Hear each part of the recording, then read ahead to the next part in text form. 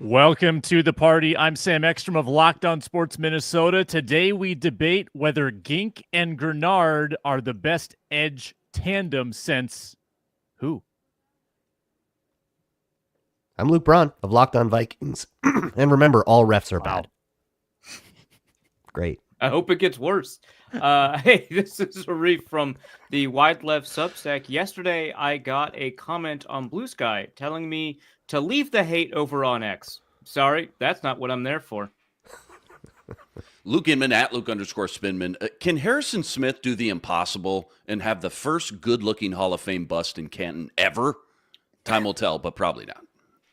Locked On Sports Minnesota Podcasts. It's endless Minnesota Vikings talk with the diverse voices of your local experts. It's time for the Minnesota Football Party. It's your guys hanging out talking next-level Vikings football. So join in with Arif Hassan, Locked On Vikings Luke Braun, Superior Sports Talk's Luke Inman, and Vikings insider Sam Ekstrom, plus the biggest names in Minnesota football for the Minnesota Football Party. And it starts now.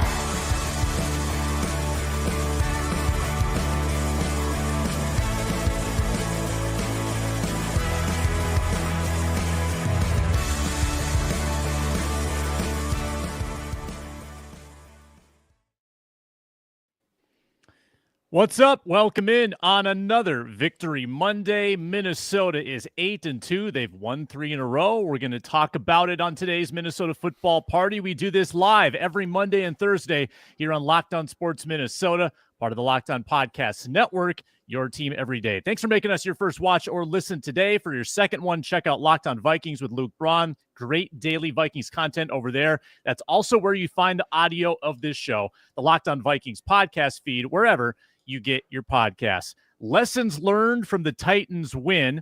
Gink and Grenard, the best edge combo since who? Nerdy stats, and the question of the Vikings wide receiver depth. All coming up on today's Minnesota Football Party with the full crew. It is brought to you by Hillsdale College. Hillsdale College, proud to bring today's show. Go to hillsdale.edu/lockedon to enroll. There's no cost, and it's easy to get started. Before we continue, I just wanted to announce the officials have thrown another flag on the Titans. They've left the stadium. The stadium's empty. They're back at the practice facility rehabbing. Another flag has been thrown. They did something illegal, and they are penalized for it, even the morning after the game. A game that, again, wasn't pretty. A game where the Vikings made a bad offense look worse. The Vikings offense probably should have scored more points and didn't. But they sweep the AFC South. They sweep the entire AFC 5-0. The Vikings are 8-2. Get a load of this, Luke Inman. Kevin O'Connell's 10-game starts as the Vikings head coach. 8-2, 6-4, 8-2. Pretty good. Pretty darn good. Fired him after the 6-4 season. That's unacceptable. I saw a stat yesterday, guys. 11-8, I want to say, with quarterbacks Nick Mullins, Josh Dobbs, Sam Darnold, and one more I'm missing in there. Point Jaron is, Hall? Jaron Hall. Thank you, Storm and Mormon. Oh, wow. Unbelievable. Yeah, unbelievable start to KOC. There was another. Did anybody get worse sleep last night than Callahan? That guy, but did anybody feel bad for him at the end of that game? Yes. I didn't feel bad for him, and I got worse sleep, but I think that's covered. Okay, well, all right. Outside of that, you were the odds-on favorite for that, so that makes sense. Callahan, the second coach against the Vikings to get a sideline warning this year. Matt LaFleur that feels good. Out. I get losing to the Vikings fans, is really tilting. I get why Eagles fans relish in being annoying. Like being the one who ticks people off is like a unique pleasure for sure. What are the FanDuel odds also that during this show I get to hit this again for Doug Peterson? Like that's got to be coming, right? Reasonably high, actually. Any minute now. What are the I'm odds surprised I didn't wake up to it. What are the odds it's Peterson and Trent Baalke? A combo. Woke up. That's why it's taken longer. They got to notify Maybe. a couple different. I woke up to Tommy DeVito getting the nod instead of Daniel Jones. So the Daniel Jones era might Yeah, be it's over. over. It's over. What do we learn? What do we learn from the Vikings' 23-13 win over the Titans? A game that this was another win probability, Braun, where probably was at 85% or higher the entire second half. Got sweaty maybe for about 2 seconds after the 98-yard touchdown strike, but the Vikings promptly responded with a touchdown of their own. What'd you learn? What were the lessons? If you don't have a quarterback that can like calmly get the ball out on time under pressure, you're gonna die. That's what I learned here. That's Levis. Yeah, you can't survive against the Flores defense unless you have specifically the kind of quarterback that like Jared Goff or Matt Stafford is.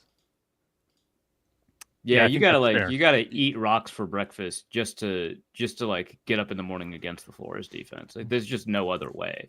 You're gonna take hits. You just gotta throw through them, which actually is exactly the kind of quarterback O'Connell collects, which I think is great. He's hoarding them so nobody else can have them. Yeah.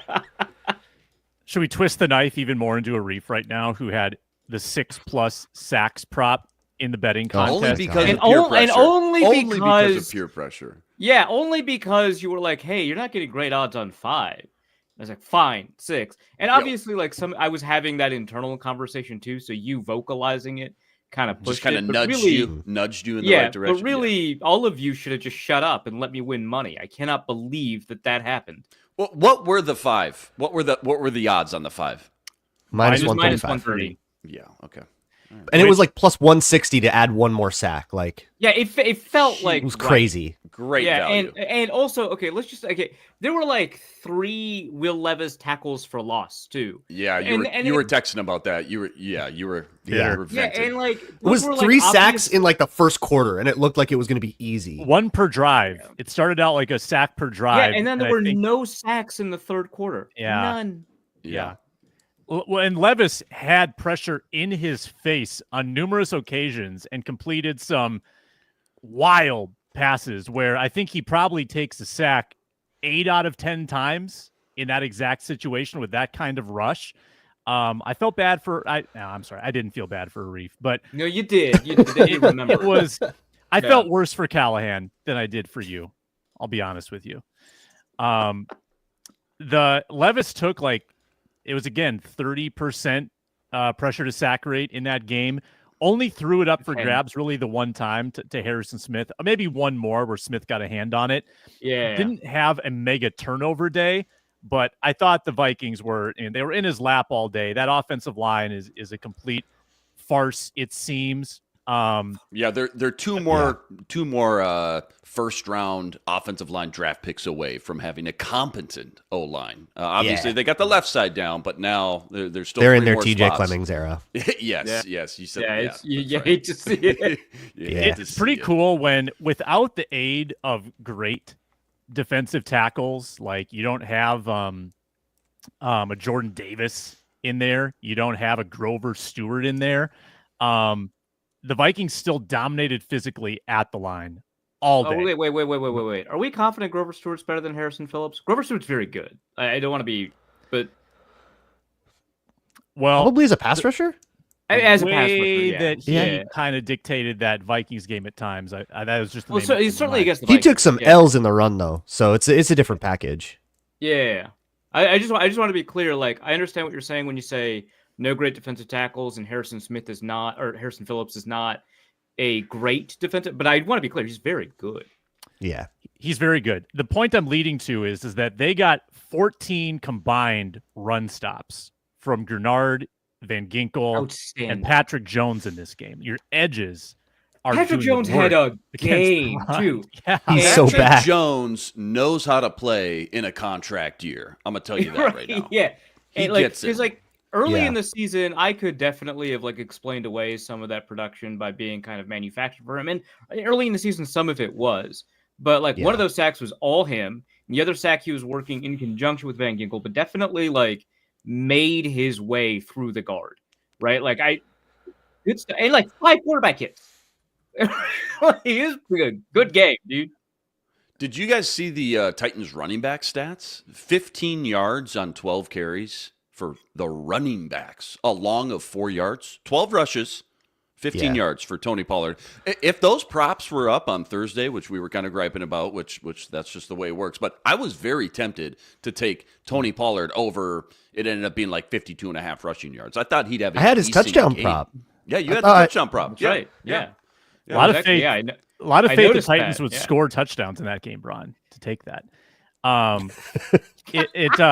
Who? I mean, they who will did. get- which backup Vikings edge will get paid more in their second contract? DJ Wanham with the Panthers, 2 years, $12.5 million, or Pat Jones next free agency? Pat Jones. It's gotta be. Not Yeah, close. Pat Jones be just Pat. by default because the cap will be that much bigger. Yeah. As a percentage of cap, probably still Pat Jones. Probably I would still say, Pat yeah. Jones. Probably. But- Wanham definitely got like overpaid, but like Pat Jones is going to get scratch. He's going to get money. DJ Wanham in his contract year had 8 sacks. Pat Jones is on pace for double digits. Pat Yeah, Jones. but Pat Jones is like producing his sacks. Like, Yeah. I never let go of the DJ Wanham stuff because he never made me let go. Pat Well, Jones is Pat, making Pat me Jones let hasn't go. played the Bears yet. That was always where Wanham did all of his work. That's so true. That's so true. Here you go. California hasn't finished counting Pat Jones's. Pat Jones had 5 sacks in his first 42 NFL games. He's got 7 sacks in his first 10 games this year, and 3 2-sack games already on the year as well. So, yeah, he's I was going honestly to get paid. expecting him He's gonna to paid. get that safety on the 51-yarder. He was right there. Or not 51, but the 98. Yeah, you know what I mean. Sam Darnold yesterday, quite good. And I especially appreciated his slipperiness. I felt like he was as That was elusive fun. as we've seen him, and this is more of a compliment to the offensive line, very effective on the sneaks. He carried the ball 8 times and picked up, 4 or 5 first downs. For a good chunk of the game, he was the leading rusher. And yeah, the run game was not On good. any side of the ball. He also, to his detriment, there were 5 drops attributed to the Vikings yesterday Well, per the PFF. Jalen Naylor bomb, right? 40. Yeah, touchdown off the board there. touchdown. Yeah, it was Right. like an 83% adjusted completion when you get rid of like spikes and bad balls and drops and stuff like that. Yeah. Yeah. I don't remember 5 drop. It was 2 for Addison. I remember 1. 2 for Naylor. I remember 1, and then Hawkinson. I remember both for Naylor. I 'Cause don't they remember happened like Hawkinson. right. The Naylor ones happened right after each other. Like, because he went to Naylor immediately after the drop in the end zone to the sideline, and that was also a drop. So I remember both Naylor ones. Was that Naylor one a drop? I thought it was like kind of out of his. It was Did like he have off. any other targets that would have been drops? Oh, was he credited with? So that was credited with 2. There were 2. Okay. Yeah, 2 credited to Naylor. Yeah. And I thought one of his best throws too, maybe a little high, was the back shoulder to Addison near the goal line, where a lot of receivers are going to get that second foot down. Mm-hmm. That's the kind of pass. I don't even. That- I don't even that think leg's that's not long high. enough. That was got to work on that. Yeah, he's too stubby. Yeah, I thought that was a great throw. I think you're Mm-hmm. right that a lot of receivers would have been able to. I mean, it is a tough ask for a receiver. Like, you can't just be like, you got to make that. But like, that's a good throw, and most receivers, at least veterans, would be able to kind of land that in. It wasn't like the Lad McConkey last night. Same situation. Over on the sideline, deep out. And That one was really high. Yeah. I still think that's more on Ladd, and people just want to blame Herbert. I think 'cause they so. hate him. But that one was really high. People are very dug into their Herbert Burrow to a thing. I Wherever am they too, are but on that's that. because I'm right, so it doesn't matter. That's probably what Bengals everybody best says. 4-7 team in NFL history. Yeah, They're which not is very that good. funny. Best 4-7 offense in NFL history. Let me amend that. I think No, there I have been think better 4-7 Vikings teams like recently. I'm sorry, that defense is trash. These are the 2013 defense is bad. Saints. Get out of here. Go home. They Fix make your a couple defense. kicks. We're singing a different tune. But yeah, no, the defense, nobody's going to argue about the No, we defense. aren't. They would Defense still is lose by 1. terrible. The defense is rough. Couldn't buy a stop. Haven't been able to buy a stop for a month. I'm sorry. You're not serious. Get out of here, Bengals. Imagine Justin Herbert without drops. Jesus. That would have been an insane game if Josh Palmer and Ladd McConkey could have held on to stuff. Anyway. Well, he's got Will Dissly, though. Will Superstar tight end Dissly's Will Dissly. so good, man. What happened? How did that happen? He's good. He's like leading tight ends in yards per out run, by the way. He was entering the game. He's like opposite Josh Oliver, comes into the league. Josh Oliver, pass catching, San Jose State, turns into this like unreal blocker. Will Dissly comes in as blocker. Turns out dude can catch. Yeah, except he was on the Seahawks for so long that they never used tight ends. No, never. No one knew. No. What will Vikings do to replace Josh Oliver's firepower? Burrito Bill asks. Yeah, ankle issue being evaluated today. He, again, outsnapped Hawkinson. So Hawkinson's still on the pitch count. Do y'all see the Johnny Munt catch and run? Come on. We're good. Munt cakes. Love it. Munt cakes. I just want to go back to Darnold. I said this minutes, right? after the postcast, but I thought, especially that first quarter, I thought that was the best scrambling mobility kind of game we've seen with his feet, whether it was an actual scramble or just keeping his eyes downfield and throwing good balls. I mean, second half he was still good, but a great bounce back game. I think we talked about that on the postcast. I asked you guys, what's the A topic? It was Sam Darnold bouncing back after that 3 interception performance. That was a breath of fresh air for sure. That was nice. Well, okay, I'll say this. I don't think the 3 interception performance was that bad. What? Well, so I hate that sentence. So this is. I did. I thought he missed a whole bunch. I thought the rhythm was off. I thought it was a pretty bad game for him. I thought he missed opportunity, like the Addison deep ball. Like I thought he missed opportunities, but I thought the throws he made were good. So so from a decision making perspective, yeah, I mean, obviously this game really fantastic to see that. Especially too, like, I don't know, maybe we'll talk about the run, like no run game, not much of a run game anyways. The pass protection obviously wasn't great. There was just a lot of factors going against him, and he still looked. Turns out maybe without the turnovers, he really is Patrick Mahomes, says KOC. Without the turnovers, he's Patrick Mahomes. Well, I don't know, man. I hate that Darnold has 2 turnovers this year where his running backs couldn't catch a pitch. That should be, at least be 50-50. Yeah, very nice. It should be like in baseball, like the official scorer determines who gets the error, right? Like, was it the guy who threw the ball, or was it the first baseman for not making the catch? I wish we could just give it to Ty Chandler in the Jets game or Aaron Jones yesterday. That is not like, even Archuleta was like, who didn't have a good day behind the mic, but at least he wasn't Mark Sanchez echoing in my head for an entire 4 quarters. Braun, you had the fortune of missing that when you were in Jacksonville. Oh. Still, was it bad? The entire game, quality. He was in a tunnel. Yeah, it was. My God, really brutal. Yeah, you didn't hear about that, did you? Yeah. Sanchez had mega problems, and they did not get resolved. It was wonky. God. Okay, can we get it together, broadcast networks, please? Like, if you are doing something, like, okay, I did the truck a couple times in high school, like for a high school game, and it's just not like I could do it. I was 17. Like, get your basics together. The center goes down. Cut back to camera 2. Oh my God, camera 3. It's not that hard. Back to 3. Back to 1. I could show you a stable of like hungover college kids from my film school that could do this. Like, it's not that hard. Pay attention. Well, you got to understand that the 4th and 5th CBS crews are really internship opportunities for nepotism hires. So, I will find you a college sophomore that's coming off a frat party that like still is covered in glitter and smells like weed. He can do it. They don't want that college sophomore, man. They want their friend's son. Yeah, who's also a college sophomore covered in glitter. That smells like that guy, though. Yeah, who's also that guy. Yeah, Salty Braun is here. The TV's not that hard. Make it so we can watch the game. God, it's Luke Inman, you remember the Burnsville Community Television football broadcast? I don't think that's what I did.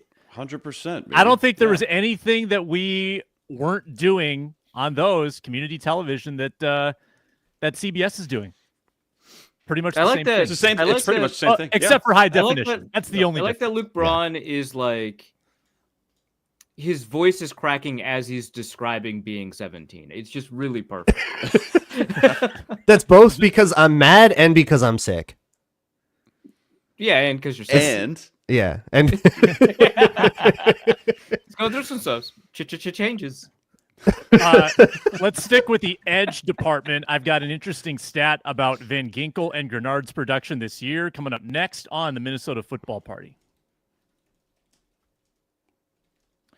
We are brought to you today by Hillsdale College. Time is our most precious commodity. Don't waste it doom scrolling on your various apps. Spend it wisely, improving yourself, learning, increasing in knowledge. Our sponsor, Hillsdale College, is offering more than 40 free, yes, free in this economy, free online courses, including Introduction to Free Market Economics, The Rise and Fall of the Roman Republic, and plenty more. All of Hillsdale's courses are self-paced. You can start whenever, tune in wherever, take it on the go. Plus, you can go deeper with readings, quizzes, discussions, or just enjoy the lectures. You can put it in your ear while you're doing chores around the house. Go right now to hillsdale.edu/lockedon to enroll. No cost. Easy to get started. Hillsdale.edu/lockedon to register. Hillsdale.edu/lockedon. In addition, we are brought to you by Prize Picks. It is absolutely the best place to get real money, sports action, over 10 million members, and billions with a B, dollars in awarded prizes. Win up to 100 times your money. Yes, that's possible at Prize Picks with as little as 4 correct picks. I like the flex plays. So you can put together a four item entry, and if you win 3, you get paid. Or put together a 5-way entry, win 4, get paid. The flex plays are really cool. You don't have to be perfect to make money. Withdrawals are fast, safe, and secure.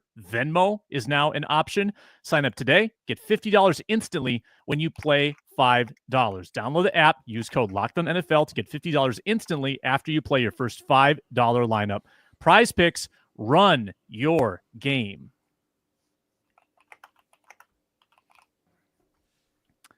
Thanks to the everydayers who tune in throughout the week here at Locked On Sports Minnesota. It's a great lineup. We are live Mondays and Thursdays. We talk basketball on Wednesdays. Julius Randle, oh my goodness.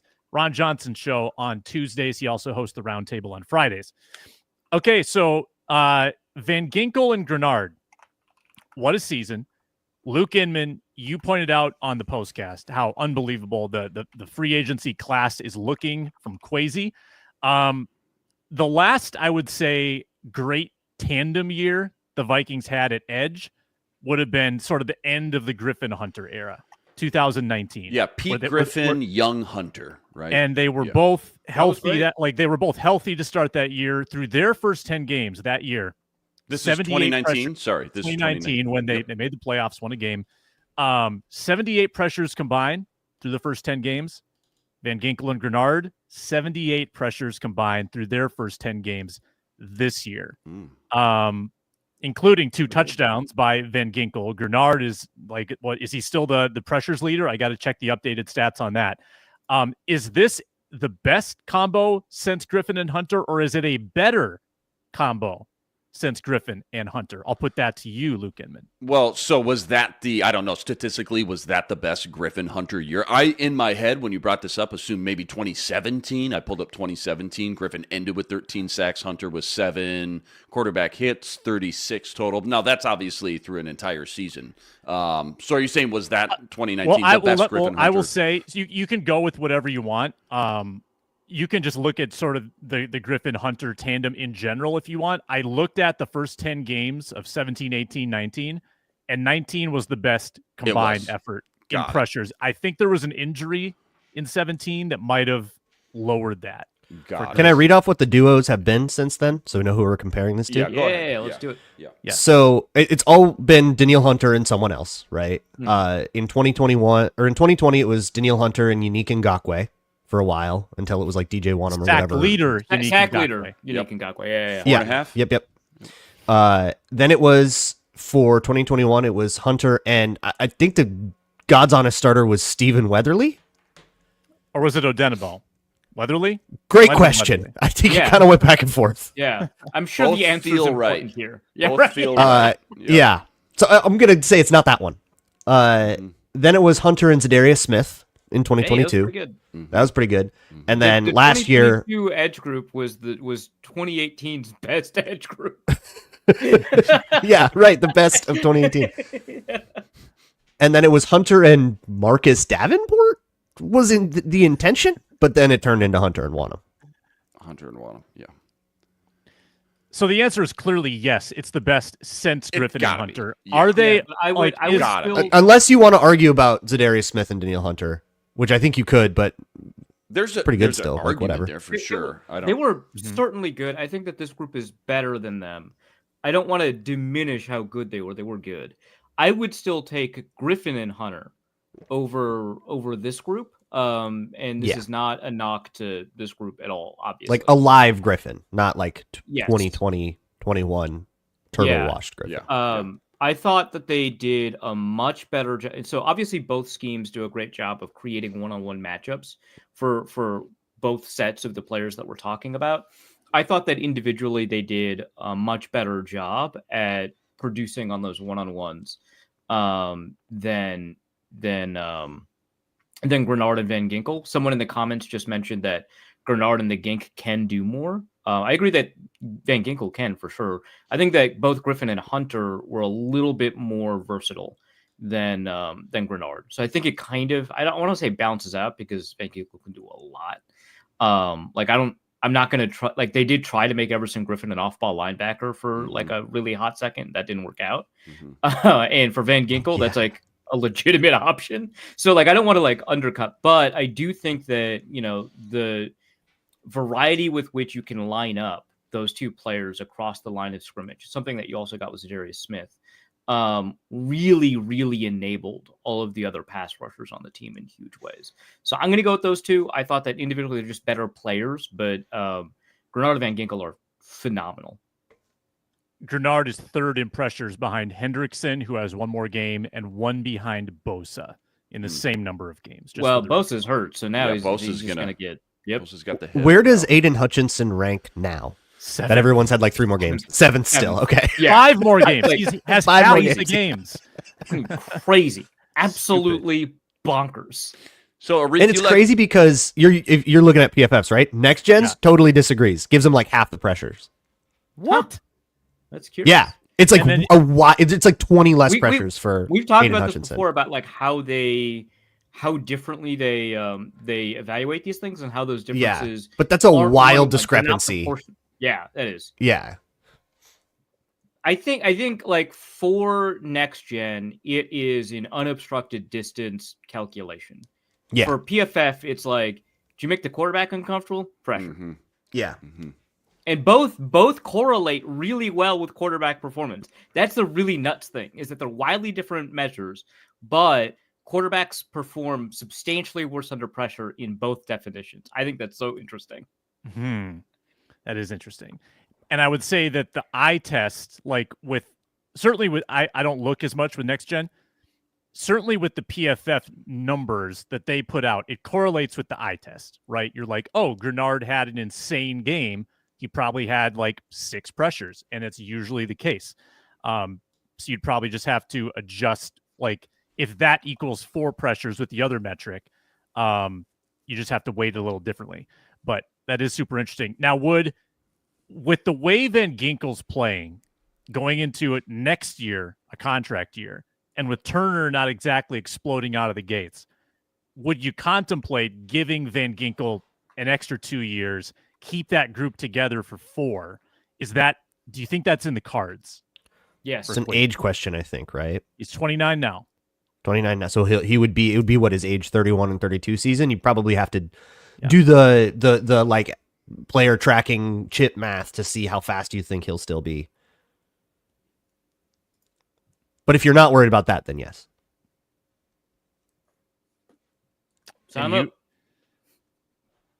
You're in? Give him money. In?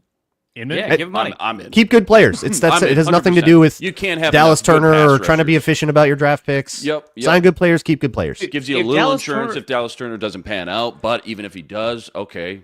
Yeah, great if problem Dallas to have. Turner Absolutely. is good Injuries enough. happen. Look at Aiden Hutchinson in Detroit. Injuries happen all the time. Guys fall off. Year to year, things look a lot different. No, yeah, that's an excellent point. Having that kind of depth is awesome. Even if you were guaranteed that no one would get hurt, absolutely do it. Yes. Because if Dallas Turner proves to be as good as the seventh best player in the draft. The reason that they traded up to get him is because they thought he was much better than where he was picked. Even if he proves to be that good, he'll find himself on the field, right? Yeah. You'll produce. And look at the beauty of Van Ginkel and Dallas Turner, snaps. what they bring to the table as well. If they both pan out, Turner specifically, obviously we're talking about, but the ability to not only rush the passer, blitz, but also drop back. Bigger question would be, is Brian Flores still here at that point? Can Brian Flores continue to unlock all these guys' skill sets? That's a great question. Are you getting Ed Donatel who's trying to drop Daniil Hunter back 12 times? It's like, dude, Durante Jones, maybe not. it's his time. Yeah, actually, it probably would be Durante Jones unless Flores entices him over in that situation. Or maybe Flores is blackballed and he is here. Maybe it's political. That's what I think is the most likely scenario. I think it feels like it. I think he didn't get a call last year. Trapped in here with us. I think is what's I think we get at least another year or two with Flores. But he didn't get a phone call at all. So the next step is an interview, and then maybe the next year he'll get like one interview, but it'll be like with the Jags, and he'll be like, "No, yeah, I'm good." Yeah, I made the argument that there wouldn't be as many coach openings this year for a variety of reasons, and I feel like I need to eat crow. I need to eat crow on that. Yeah. I don't know. It's going south for a number of organizations. The first have you seen the list of the 2022? Well, Luke's dead. The 2022 head coaches, I think, is what he was about to say. Brian Dable. Luke, you are messed up. That is, you should reload my guy. No, he's back. You're good. You're good. Okay. I'm good. Caught up. 2022 head coaching class. Well, like 5 of 11 are fired, right? Let me pull it up. Nathaniel Hackett, gone. Lovie Smith, gone. Josh McDaniels, gone. Dennis Allen, gone. Eberflus, Brian Dable. We're talking in January. Todd Bowles, Mike McDaniel, KOC. And as far as just overall winning record, KOC, top of the class, top of the list, 27 and 6. I saw someone tweet out that list, and some Miami fans were like, "Hey, that's not fair. Their quarterback got hurt." And Bud. Bud. Why don't you sit down, Bud? Yeah, Lovie Smith was a. Yeah, Lovie Smith. He was in the Dave Canales hell. Yeah. Well, then they showed the 2024 rookie coaches yesterday on the broadcast, and they were all in last place except for Callahan, who was tied for last. I think he was third via tiebreaker. Yeah, thanks to the Jags. But McDaniel, Seattle won. They beat San Fran, and I think it was even Archuleta who pointed out he's the one competent. He's the guy who's got a veteran quarterback to play with. All these other guys still trying to figure out the quarterback position. It's too many rebuilding teams. We need more good teams in the NFL. Strong take. We need more good teams. It's bad. There's too much bad. It's bad. The Vikings saw it the last 3 weeks. Like those were 3 franchises in serious, and maybe the Colts have something in Richardson. That's a big maybe after he was good super yesterday. Interesting maybe. Yeah. Congrats, you beat a 3-win Jets team, but there's a maybe there. Yeah. Oh, by the way, Aaron Rodgers has like the worst win percentage of any of these Jets quarterbacks. Zach Wilson. Zach Wilson was better. Were they better off? How's Mike White doing? Headlines read, were they better off? Yeah. Let's check Sticking in with on Zach Mike Wilson. White. Probably. I don't know what they're going to do. Yeah, and then you've got teams with. I mean, we just talked about all the bad young quarterbacks. How about the bad old quarterbacks? You got the Derek Carrs of the world. You got the Deshaun Watson led teams. You've got pretty bad veterans as well. Let's go to nerdy stats and a 4-minute drill question I will pose to the group that is a little bit controversial. Coming up next on the Minnesota Football Party. We will also be reviewing our Week 11 FanDuel bets. That's coming up in a little bit because we're brought to you by FanDuel. It's America's #1 sports book, and you can cash in big right now if you're a new customer. If you win your first $5 bet, you get $150 in bonus bets.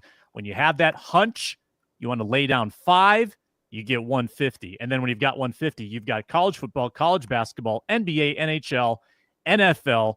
All the wagering options are at your disposal at America's #1 sportsbook. It is a super cool FanDuel Sportsbook app. Head to FanDuel.com today as well to get started. So never fail to take advantage when you have that hunch, that gut feeling.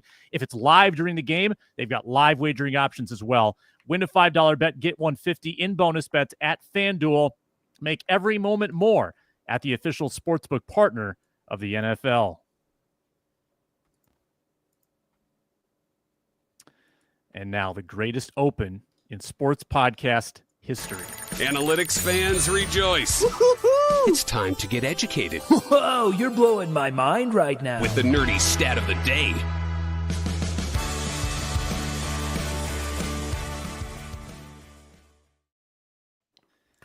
Time to get nerdy with the best analytics and metrics from yesterday in the NFL. Let's start with Arif-Hassan.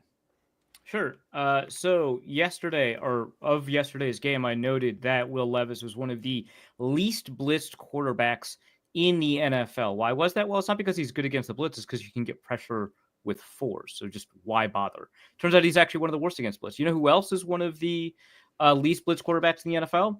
It's the guy who's the quarterback of the team that blitzes the most. It's Sam Darnold. He is up there in terms of low blitz percentage with Patrick Mahomes and CJ Stroud. He is like one of the least blitz quarterbacks in the NFL. And the reason is entirely different. He leads the league in yards per attempt when blitzed, at least according to fantasy points. 12.1 yards per attempt when blitzed. I have PFF might have different data. But yeah, No.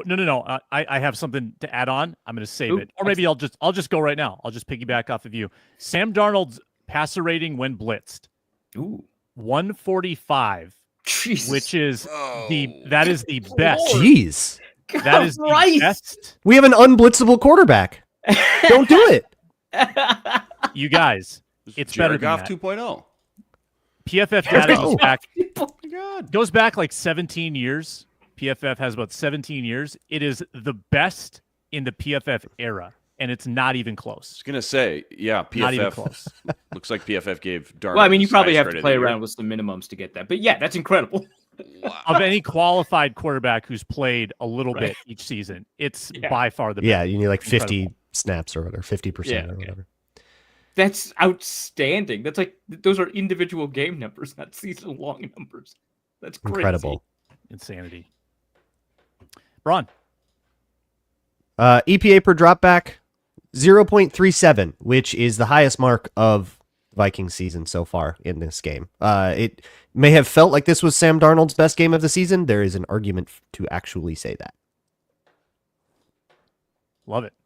Look in. The Vikings defense obviously had 5 sacks, a lot of pressures, but the explosives, 6 explosives, actually could have been 8 if 2 weren't nullified. 16 yards, 19 yards. That was on a 1st and 20, by the way. 21 yards, 30 yards, 33, and a 98-yard touchdown as well. So got after Will Levis, of course, but gave up some explosives along the way as well. Only 15 successful plays all day on offense for the Titans, though. So the successes were big, but they were not right. plentiful. Boomer bust. Boomer bust. Yeah. Just the way Flores likes it. Boomer bust. That's disgusting. 15 times you lined up and got what you wanted. It was the third lowest success rate of any individual game by an offense this year. Whoa. Not How many successful great. runs did they even have in the game? 1 or 2? Well, I'm telling you, the running back's long was 4 yards. Horrible. So Yeah. Yeah. it was Yeah. the only There was like a Levis Levis one or scramble or two, right? No, Yeah. no, Levis was the only one who Running back gashed him. specifically. Yeah, but like a 25.4% success rate, and the only 2 lower were 25 and a 22% out of 307 games. Just Levis had obscene. no running game. It was like literally midway through the first quarter because he had that like 10-yard gash, and that gave him like 21 yards or something. like, watch 6 out. carries. He's got wheels. The next 13 carries, they got 12 yards. So like there was just no running game to work. Bunch off of this TFLs year. in there too. Like Bunch of So we can TFLs, man. both sides of the ball. Stacking. We can call this an ass kicking, right? Like we think so. I came think up, a we lot come of out of that people- game with like this Vikings fan thing where like we always expect Yes. everything to collapse, and then we convince ourselves that it was really close to collapsing. It wasn't. We It killed was them. not. Yeah, no. You're right. It was. I mean, the Vikings had like 24 first downs again, right? like to 11. This Yeah. was a dominant showing, and I understand why people kind of left that game with somewhat of a bad taste in their mouth. It's a combination of what happened over the last week and how the Lions dismantled the Jaguars. I get why all of that occurs. You give up another big play, But honestly, they atomized the Titans. It was not close. You are so you 3 straight weeks, same post game taste in your mouth, but big picture, you gave up 2 offensive touchdowns in 3 weeks, and you were 2 first downs shy offensively of a team record through 3 games. A 3-game span, the team record is 83 first downs. You had 81.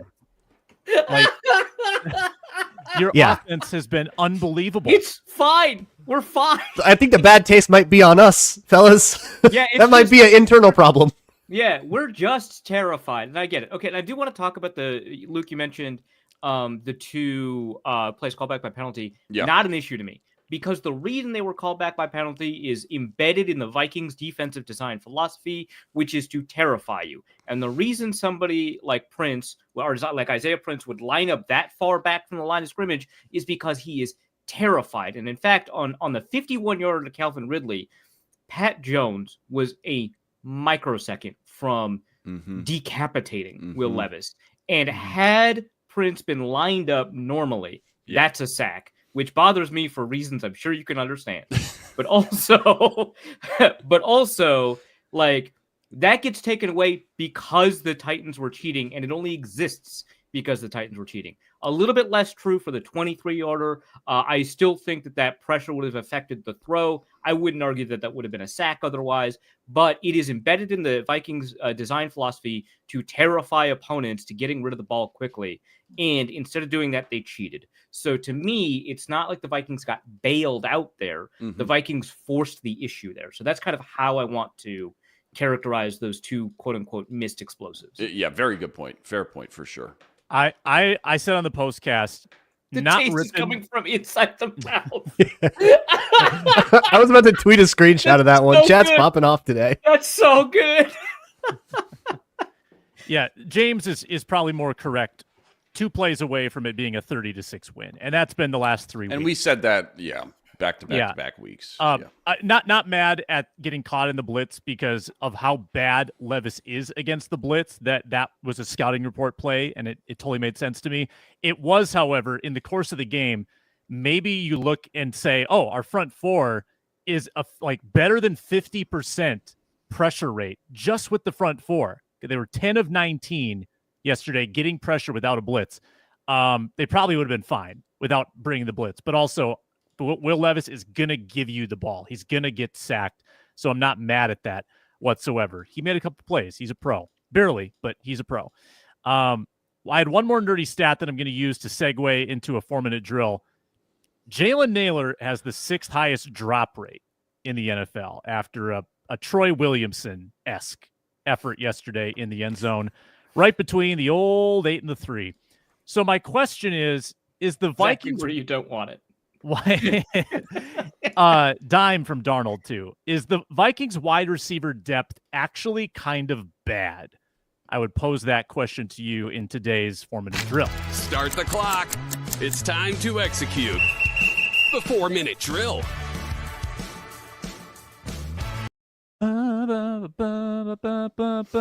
Luke Braun. Bad, no. The drops are a concern. I don't think they're enough of a concern to say the whole depth is bad. Brandon Powell had the catch of his life in that game. I think the more practical question is, will Brandon Powell start to eat more into those opportunities? When Jordan Addison went out, Naylor and Powell both on the field, sometimes rotated. Kevin O'Connell after the game said, no, I've got all the confidence in the world in Speedy. But I don't know if his actions necessarily back that up, and I think that's the more interesting thing to watch here. Yeah, I guess I view Ty Chandler and Speedy Naylor as similar players in their career, and they had no hesitation just taking Ty Chandler out of the offense. And Speedy could be a candidate for that. Luke Inman.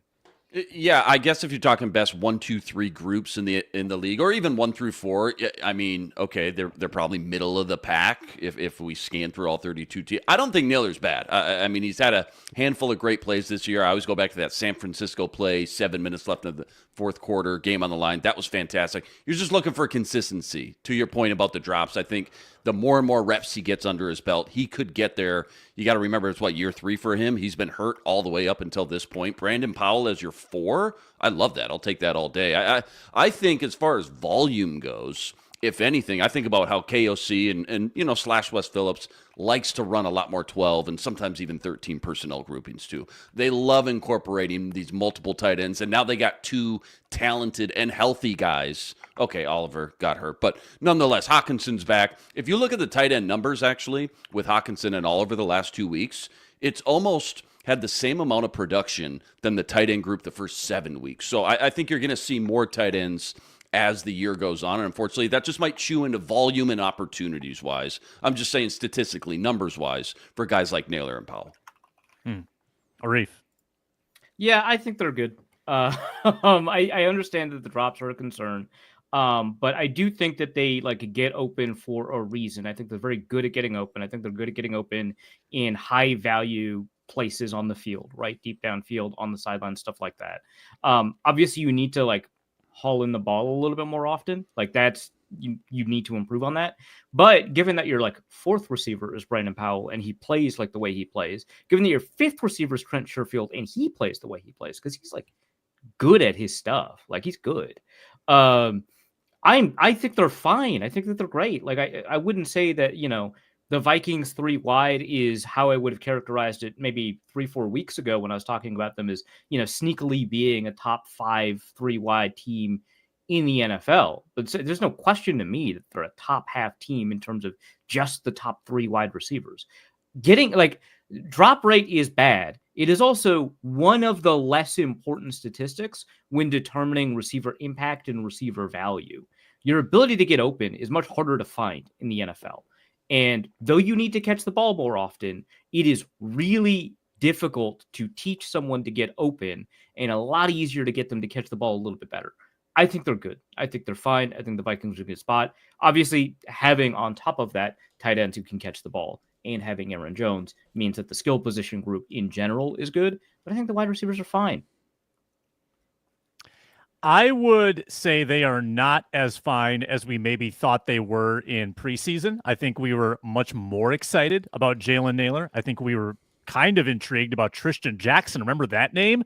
Remember when we thought Tristan Jackson was going to take wide receiver 3 snaps? Who's we? I don't know about we. We got to calm down with the we. Yeah. Sam. Okay, the me thought that Tristan Jackson was going to be a pretty compelling wide receiver 3 or 4 option. That never happened. He got practice squatted. Justin Jefferson has 37.5% of their pass catching production. That's highest in the NFL. Aaron Jones is their number 3 receiver. Oliver is 5th. Hawkinson is 6th. So you have to take that into account that they're taking up target share.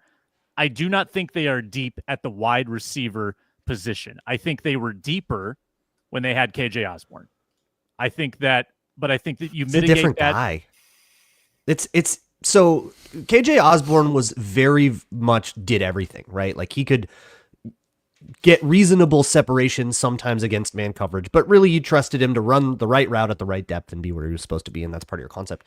With Naylor, I think you also have that same thing. I think probably a better separator, but I'm sure there are stats that could verify or deny that. But he's fast. That's the thing. He's speedy. He's a fast boy. And when you have a fast boy at wide receiver 3, even if he's totally falling apart and can't catch at all, you got a fast guy running a clear out, it still has an impact on the defense that you won't be able to do if you got a guy that runs a 4.46, Yeah, I think it's always valuable to have receivers that alter the geometry of the defense, that change the structure of what defenses feel like they're allowed to do. Obviously, Justin Jefferson does that, but when you have more players that have which is why all of these fast receivers who can't catch get drafted, right? And the really cool thing about Jalen Naylor is he's better than a lot of them. I'm not gonna say he's better than Sammy Watkins. That was a little bit too far. But all of those Steelers busts that ran 4.3, like Sammy Coates, he's better than them. He's changing games. Let him cook. All right, agree to disagree. I think Naylor is fine. I also wouldn't be surprised if there's actually, they don't have draft picks. I wouldn't be surprised if they try to find some more competition next year. Well, once Malik they'll bring Knowles in figures whoever it the out, Olamide Sam, Malik once is. Malik Knowles. Knowles figures it out, everything will be just fine. Okay. Yeah, We're fine. good point. Can I read you guys off this tight end production just real quick, just because I brought it up? The first 7 games, this is tight end production. The first 7 games, tight ends, 28 targets. The last 2 games, this is going into yesterday, was 25. So virtually the same. Receptions, 21 the first 7 games. The last 2 games, Colts, Jags, that is 20 receptions. And reception yards from tight ends, 165 tight end reception yards the first 7 games. Just the Colts and the Jags game, 209 reception yards. So that's a healthy Oliver, a healthy Hawkinson, Johnny Munez, your 3. Yesterday, let's see, Oliver had 3 targets, 3 catches, 34 yards. Hawkinson, 3 targets, 2 catches, 13 yards. So kind of minimal. Gotta love couple third and big plays Hawkinson, on big man. day, but Gotta love third and Hawkinson. third and Hawk, baby. I did have one Jefferson nugget. Like, it feels like he's had a lot of ho-hum 80-yard games this year. Maybe not Ho-hum. spectacular. That's it. Ho-hum 80 yards. Yeah. He is going to ho-hum his way on pace 1,550 yards for the year That's crazy. without a lot of explosive performances. His over-under was like Yeah, but, like- 1375. Yeah, it feels disappointing, and yet that crushes his season total. Yeah, And, so and his if you reception over-under was like 96. Well, okay, so if you include every receiver's induced DPIs, and this does not include defensive holding or illegal contact or a lot of the other penalties that Jefferson has induced, if you just include defensive pass interference induced by the receiver and you add it to the receiving yardage, he is just barely second to Jamar Chase in yards produced per game. Arif, I tried to calculate this, and the best I could do was like on plays where he was targeted, I got yardage. Where do you find that information? FTN Fantasy has that. So Football Outsiders used to have that under DVOA. So I checked this last night to see if FTN had it, because that's where Aaron Schatz moved to after Football Outsiders sports media'd, whatever it did. And they have, it took actually a lot more searching to find it, but they do have it on their website. And you have to download it and then manipulate the data, which is what I did here. I did it during the Sunday night game, so I actually did not include Jamar Chase's total from this game, but that was convenient because it meant that they had the same number of games played. So it allowed me to kind of, so because Chase is 1 game ahead. So, I mean, Jefferson is producing in ways that virtually no other receiver is producing. Also, good Lord, that LSU team. That's crazy. Insane. Crazy. I can't even go there. It's insane. Joe Burrow throwing to Jamar Chase and Justin Jefferson in Also, college. like, Justin Jefferson, like, recently had a quiet 137-yard game. Like, we're just like, oh, there wasn't an amazing toe tap in the end zone. Where is he? And he's just like, what's racking going up on with 140 JJ lately? yards. Yeah, He's changed. What's going on? he's changed. Whoa. We're desensitized to greatness. Time for our Week 11 gambling picks. Was not a great week for us collectively. We went 2-6, but the standings got a little tighter. Started with 1,000 mythical dollars. Wasn't long ago we were all in profit. Now 2 of us are out of profit, and 2 of us are barely in profit. Arif 0-2 week, needed Vikings 6+ sacks, 1 short. 11-11 overall. Lost $220. He's at 1,027. Multiple Will Levis tackles for loss. Let it go, dude. I know. Quit living in the past. It's over. No, because this is all your fault, is what this is. Right? I had 5+ sacks. Yep. Arif falling prey Here's to the good news. You're still in first social place. suggestion. You're still in first place after all that. First. Luke Inman went 1-1. Got the Steelers, and my guy Russell Wilson missed on the first scoring play, Vikings TD. But you still profited $37.06. You are $5 behind Arif, 1,022. Luke Braun in third, but an 0-2 week. Lost $220 total on Pollard, anytime TD, and Packers -5.5. You're down to 888 and change. I'm in last. I made a whopping $3 for the week on the Vikings first quarter spread. Lost on Mahomes and the Chiefs +2.5. So I'm at 802. We have a loser's punishment, guys, or at least the framework of a loser's punishment. We said we would do it, and we got it. The loser. And we'll have to put some frills behind it. We'll have to make it a little bit more uncomfortable, I think, for the loser.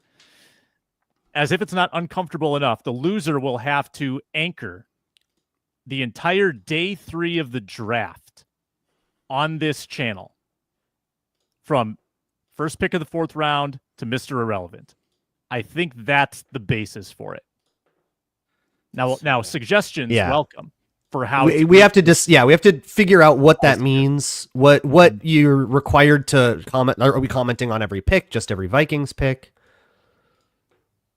Will there have to be some? Just the international picks. Moritz Boringer. Okay. Yeah. Here we go. Giovanni Manu. Will anyone be able to join you, or do you just have to solo it for 3 hours? Christ. I don't know what's worse.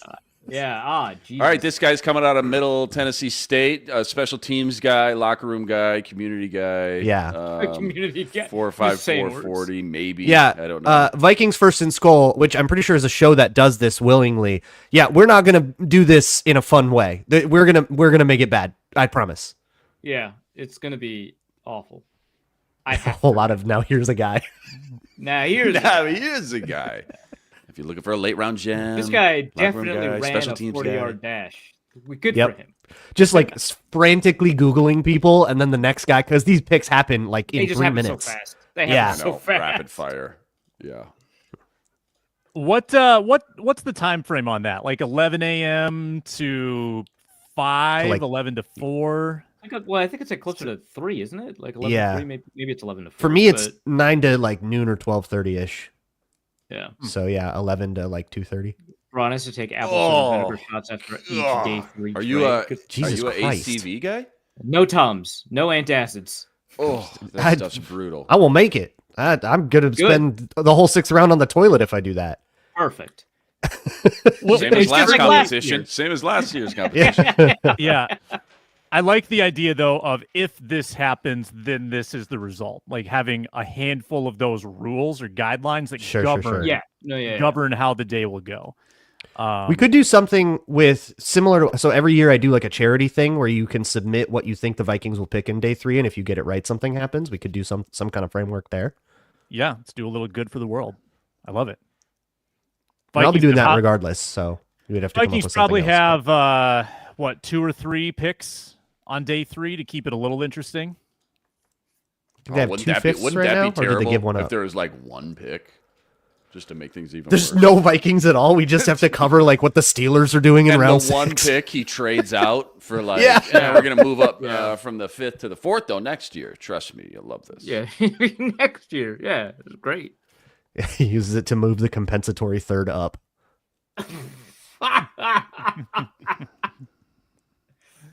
Predict the UDFA class as Burrito Bill. Yeah, we've got some time, but that's the framework. That might just be fun on its own.